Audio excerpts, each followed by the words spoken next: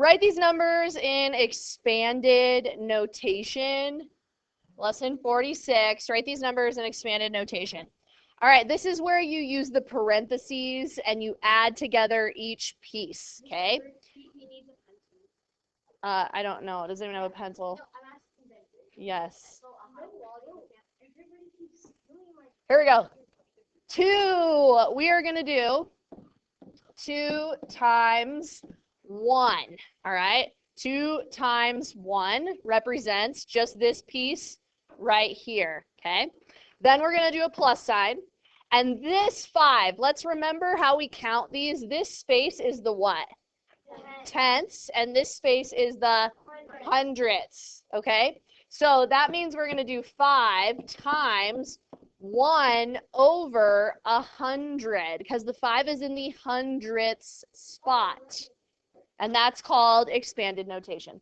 All right, so 2 times 1, because it's in the ones place, plus 5 times 1 over 100, because it's in the hundredths place. Yes? Could you do 5 times 0 and like No. 0.01?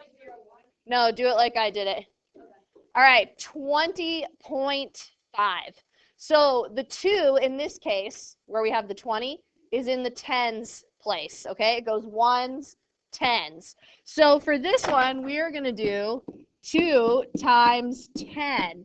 That represents the 20, all right? And then the 5 is in the tenths place. So we are going to do 5 times 1/10, because that first spot is the tenths place, all right?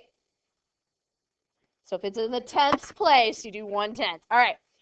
Now I've got 205 right here. So this 2 is in what spot, you guys?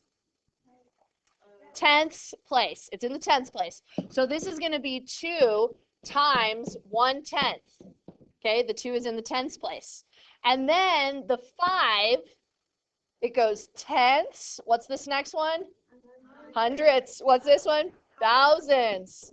All right, so that's in the thousandths place. So it would look like that. Okay. Write these numbers in decimal form. All right, 7 times 10. So now we're going the other direction. This is expanded form. So everybody, what is 7 times 10? 70. And then I'm going to put a decimal because you have a fraction here, so it goes to the right. Okay, this is 8 times 1/10. So we're going to put that 8 in the tenths place. All right, so right here. All right, now I have 6 times 1/10 plus 4 times 1 over 100. Now, none of these are whole numbers, which means I'm starting with that decimal spot because there's nothing times 10 or 100 or 1,000, okay? So these are all to the right of the decimal. So this 6 goes in which spot? The tenths place, all right? And this 4 goes in which spot? Hundredths place. If this was over 1,000, you would put a 0 for. Okay? All right.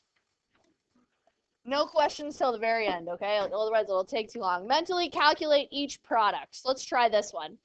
This is where we can start doing the shortcut with the 10. So write that down, 0.35 times 10. You're going to look at how many zeros there are. That's how many spaces. You're going to move the decimal to the right, okay? So there's 1 0. I'm going to move this 1 space. So this answer is 3.5. Okay, let's try the next one. 0.35 times 100 this time. How many zeros are in 100, you guys? 2. How many spaces are we going to move the decimal? 2. So I go 2 spaces, and it makes this a whole number. If you put a decimal here, that's fine, but you technically don't need it, okay? All right, 2.5 times 10. So I've got how many zeros there?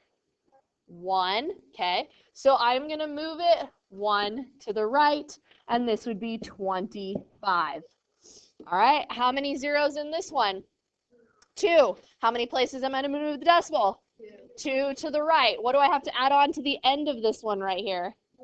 A 0. So this would be 250. 2 places to the right. Okay, All right, for the following statements, answer true or false. If 0.04 is multiplied by 10, the product is a whole number. All right, if we multiply by 10, how many zeros? 1. How many places am I going to move this? 1. So if I multiply by 10, I'm going to get 0.4. Is that a whole number? No. So this is false. All right. If 0.4 is multiplied by 100, is the product a whole number? How many zeros? 2. How many places are we going to move this? 2. If I move it to here, is that a whole number? All right. So this would be true. It does become a whole number. Okay, multiply as shown, and then finish the problem, all right? So if I multiply top to top, let's see, 1.5 times 10. Macy, what do I get when I multiply this times 10? Good job, I get 15, okay? Somebody else in the bottom, what do we get, Piper? 5. All right, now this problem is like way easier. We just do 15 divided by 5, which is 3. All right, so I multiplied the top and moved the decimal once, multiplied the bottom, moved the decimal once. All right, let's try this one. All right, 2.5 times 100. Raise your hand if you could tell me what that is, Anusha. 250, okay? And Miles, if I multiply this one by 100 in the bottom, what do I get? 5. And now I divide.